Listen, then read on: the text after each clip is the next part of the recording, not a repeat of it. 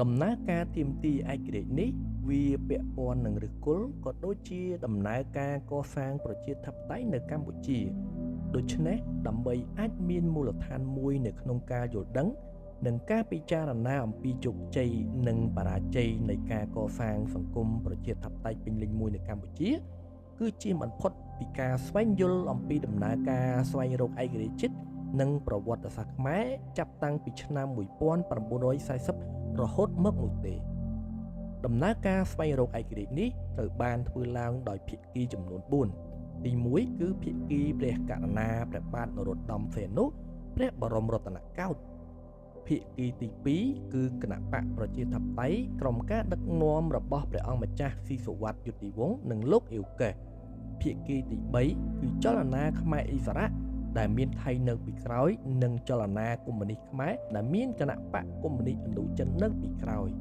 នៅក្នុងក្រុមទាំង4នេះអ្នកដែលអាចដណ្ដើមឯករាជ្យបានជូនប្រទេសកម្ពុជាគឺជាអ្នកដែលនឹងកាច់ចង្កូតនាវានិងមនោគមវិជ្ជានយោបាយរបស់កម្ពុជាឆ្ពោះទៅមុខតាមសុបិននិងលក្ខណៈដែលខ្លួនចង់បាន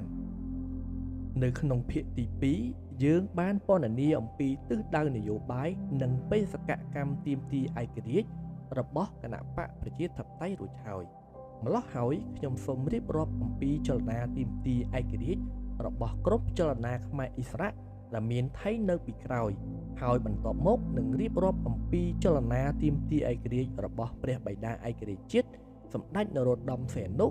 និងចុងក្រោយគឺជាការពន្យល់អំពីចលនាទាមទារឯករាជ្យរបស់ក្រុមកុម្មុយនីសខ្មែរដែលដឹកនាំដោយអាចារ្យមានឬសឺងងុកមិញដែលជាក្រុមចំនួនទី1ហើយស្នងតំណែងបន្ទាប់ដោយក្រុមទូសមុទ្រនិងចុងក្រោយបំផុតគឺជាក្រុមកុម្មុយនីសប៉ុលពតនិងនួនជាតាមរយៈទំព័រប្រវត្តិសាស្ត្រយើងសង្កេតឃើញថាក្រុមបញ្ញវន្តដែលមាននិន្នាការប្រជាធិបតេយ្យដូចជាលោកអ៊ីវកេសព្រះអង្គម្ចាស់ស៊ីសុវត្ថិយុតិវង្សបានជ្រើសរើសយកមាគ៌ាអហិង្សាតាមរយៈការធ្វើនយោបាយដោយចំហនិងមានមូលដ្ឋានចំណេះដឹងខាងទស្សនៈនយោបាយច្បាស់លាស់រីឯក្រុមរបស់សឺងងុកមិញក្រុមខ្មែរអ៊ីសារ៉ាបានជ្រើសរើសយកការតស៊ូតាមផ្លូវប្រដាប់អាវុធក្រុមការដឹកនាំនិងចាត់ចែងពីបរទេសជិតខាង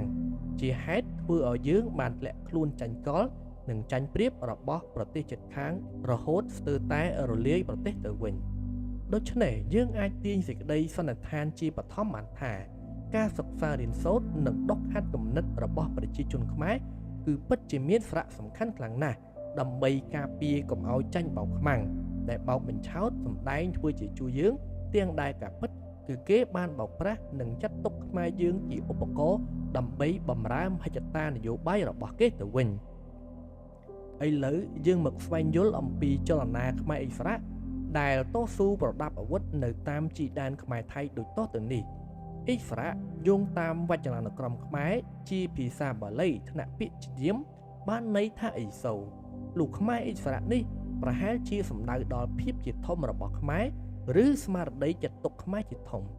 យ៉ាងណាមិញចលនាខ្មែរអ៊ីសារ៉ានេះគឺជាចលនាប្រឆាំងបារាំងមួយដែលមែនតែនទៅគឺមានចរន្តក្រុមនិងជាឈ្មោះពេញនិយមដែលអ្នកតស៊ូម្នាក់យកមកជាសំអាង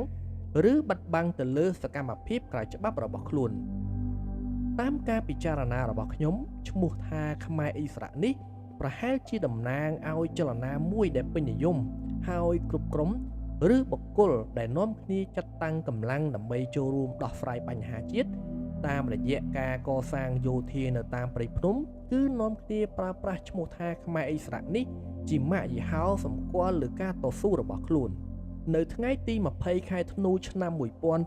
1940នាទីក្រុងបាងកករដ្ឋាភិបាលថៃបានអនុញ្ញាតឲ្យលោកពុកគុនឬមានឈ្មោះជាភាសាថៃថាប្រាពិសិដ្ឋផានិតជាខ្មែរដែលអាចនិយាយភាសាថៃនិងជាប់ខ្សែស្រឡាយជាមួយគ្រួសារអភ័យវង្សបង្កើតនៅចលនាខ្មែរអ៊ីសារ៉ាដើម្បីតស៊ូប្រដាប់អាវុធប្រឆាំងបារាំងដោយឡែកសម្រាប់ប្រទេសថៃការបង្កើតចលនាខ្មែរអ៊ីសារ៉ានេះគឺជាផ្នែកមួយនៃយុទ្ធសាស្ត្ររបស់ខ្លួននៅតំបន់ឥណ្ឌូចិនផងដែរលោកពុកគុនគឺជាឪពុកមារបស់លោកប៊ុនច័ន្ទមុលអ្នកនិពន្ធសៀវភៅចរិតខ្មែរបោះពុម្ពផ្សាយនៅឆ្នាំ1973នៅក្នុងការរៀបរាប់របស់លោកប៊ុនច័ន្ទមុល អំពីចលនាខ្មែរអ៊ីស្រាអែលនៅក្នុងសៀវភៅរបស់ខ្លួនពុំបានរៀបរាប់លម្អិតអំពីរចនាសម្ព័ន្ធដឹកនាំនិងតួនាទីនៃសមាជិកខ្មែរអ៊ីស្រាអែលព្រមទាំងព័ត៌មានលម្អិតអំពីលោកពុកគុណជាឪពុកមារបស់ខ្លួននោះទេលោកប៊ុនច័ន្ទមុលបានចាត់ទុកខ្លួនឯងជាអ្នកដឹកនាំនិងស្ថាបនិកនៃចលនាខ្មែរអ៊ីស្រាអែលដំបូងគេបំផុតក្នុងឆ្នាំ1946នៅឃុំអនុងវិលគឺមានចម្ងាយ5គីឡូម៉ែត្រពីក្រុងបាត់ដំបងដែលកាលនោះស្ថិតនៅក្រោមការគ្រប់គ្រងរបស់រដ្ឋាភិបាលសៀមហើយចលនានេះមានសមាជិកសំខាន់ដូចជាលោកប៊ុនច័ន្ទមុលលោកពុកគុណទ្រង់ច័ន្ទរង្សីលោកហែមសាងនិងលោកហែមសវ៉ាតជាដើមការងាររបស់ខ្មែរអ៊ីស្រាអែលគឺជាការជ្រើសរើសកូនទាហានមកវឹកហាត់និងទទួលបានការបំពាក់អាវុធពីសំណាក់រដ្ឋអំណាចថៃដើមដំបូងពួកអ៊ីស្រាអែលមានអាវុធតិចតួចនោះទេក៏ប៉ុន្តែនៅពេលថៃចាប់ផ្ដើមដឹងថាបារាំងនឹងត្រឡប់មកកាន់កាប់បាត់ដំបងនិងសៀមរាបសារជាថ្មីគេបានបំពាក់អាវុធបន្ថែមឲ្យក្រុមអ៊ីស្រាអែលធ្វើយ៉ាងណាឲ្យក្រុមនេះចេញច្បាំងប្រឆាំងបារាំងជួយការពារដីឲ្យថៃយ៉ាងណាមិញក្រុមខ្មែរអ៊ីស្រាអែលគេដឹងច្បាស់អំពីគោលបំណងរបស់ថៃទោះបីទទួលបានអាវុធពីថៃមែនតែគេមិនជួយសម្រេចបំណងរបស់ថៃនោះទេបន្ទាប់ពីបារាំងបានកាន់កាប់ខេត្តបាត់ដំបងនិងសៀមរាបវិញក្រុមខ្មែរអ៊ីស្រាអែលបានបែកចែកគ្នាជា4ក្រុមដោយក្រុមទី1មានដាបឈួនជាអ្នកដឹកនាំរីឯក្រុមទី2មានហែមសវាងជាមេនិងក្រុមទី3មានលោកសារ៉ូជាមេហើយក្រុមនីមួយៗមានតបពី30ទៅ40នាក់ដោយឡែកក្រុមរបស់លោកពុកគុណនិងលោកប៊ុនច័ន្ទមុលមានសមាជិកតិចជាងគេនិងបានបង្ហោះទៅរស់នៅទីក្រុងបាងកកត្បិតលោកពុកគុណមានផ្ទះមួយនៅទីនោះក្នុងចំណោមមេក្រុមអ៊ីស្រាអែលទាំងនោះលោកដាបឈួនមានគេឈ្មោះល្បីល្បាញជាងគេដោយមានរហស្សនាមថាឈួនមជុលពេជ្រហើយក្រោយមកលោកដាបឈួនបានចុះចូលជាមួយសម្ដេចនរោត្តមសីហនុក្រុមអ៊ីស្រាអែលមានថៃជាក្នុងមួយថ្ងៃនេះបានរលាយបន្តិចម្ដងសម្បីតែលោកប៊ុនច័ន្ទមុលនៅទីបំផុតទៅក៏ត្រឡប់មករស់នៅភ្នំពេញវិញនិងរួមរស់ជាមួយគណៈបកប្រជាធិបតេយ្យក្រោមការដឹកនាំរបស់លោកអ៊ីវកេសដោយឡែកសម្ដេចនរោត្តមសីហនុទ្រង់គឺជាអ្នកទទួលជោគជ័យនិងជាប់ងារជាប្រវត្តិសាស្ត្រថាជាបិតាឯករាជ្យជាតិត្បិតចលនារបស់ទ្រង់ទទួលបានការគាំទ្រជាខ្លាំងពីសំណាក់ប្រជារាស្ត្រកម្ពុជានិងមជ្ឈដ្ឋានអន្តរជាតិដំណើរទាមទារឯករាជ្យរបស់ទ្រង់បានប្រព្រឹត្តទៅជាសង្ខេបដូចតទៅនេះនៅថ្ងៃទី15ខែមិថុនាឆ្នាំ1952ព្រះមហាក្សត្រនរោត្តមសីហនុបានប្រកាសសន្យាជាឱឡារិកចំពោះប្រជារាស្ត្ររបស់ទ្រង់ថាទ្រង់នឹងរំដោះយកកម្ពុជាពីបារាំងវិញយ៉ាងយូរបំផុតក្នុងរយៈពេល3ឆ្នាំយ៉ាងណាមិញការប្រកាសរបស់ព្រះអង្គគឺបានធ្វើឡើងយឺតពេលបន្តិចត្បិតចលនាកុម្មុយនីសខ្មែរបានចាប់ផ្ដើមកកើតជាផ្លូវការឡើងតាំងពីខែមិថុនាឆ្នាំ1951មកម្លេះហើយក្រុមកុម្មុយនីសខ្មែរបានធ្វើសកម្មភាពយ៉ាងខ្លាំងក្លាប្រឆាំងទៅនឹងការដឹកនាំរបស់បារាំងនៅខែកុម្ភៈឆ្នាំ1953ព្រះបាទសម្ដេចនរោត្តមសីហនុយកលេសយាងទៅប្រទេសបារាំងដើម្បីព្យាបាលព្រះរូបទាំងដែលការពិតព្រះអង្គបាននាំយកទៅនៅជាមួយសំណុំឯកសារដែលព្រះអង្គបានរៀបចំយ៉ាងល្អិតល្អន់ដើម្បីត្រៀមយកទៅពិភាក្សាជាមួយរដ្ឋាភិបាលបារាំងព្រះអង្គបានប្រញាប់ប្រញាល់សរសេរលិខិតផ្ញើទៅប្រធានាធិបតីបារាំងលោកវ៉ាងសង់អូរីយ៉ូលនៅពេលទ្រង់យាងមកដល់ទីក្រុងប៉ារីស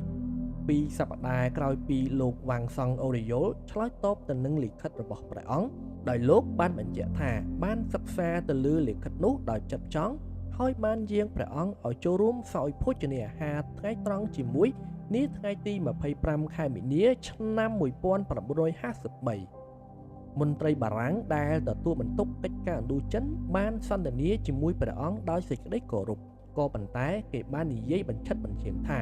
គេអាចយកស្ដេចមួយអង្គទៀតមកដាក់លើព្រះរាជបល្ល័ង្កស្នងព្រះអង្គយ៉ាងណាមិញបារាំងបានពោលថាកាលៈទេសៈដែលព្រះអង្គទាមទារឯករាជ្យនេះជាការមិនស័ក្តិសមសម្រាប់បារាំងក៏ដូចជាកម្ពុជាត្បិតពេលនោះបារាំងកំពុងជាប់ដៃធ្វើសង្គ្រាមជាមួយវៀតណាមជាខ្លាំងដូច្នេះប្រសិនបើបារាំងដកខ្លួនចេញពីកម្ពុជាតើកម្ពុជាអាចទប់ទល់ទៅនឹងកងទ័ពកុម្មុយនីសរបស់វៀតណាមបានដែរឬទេ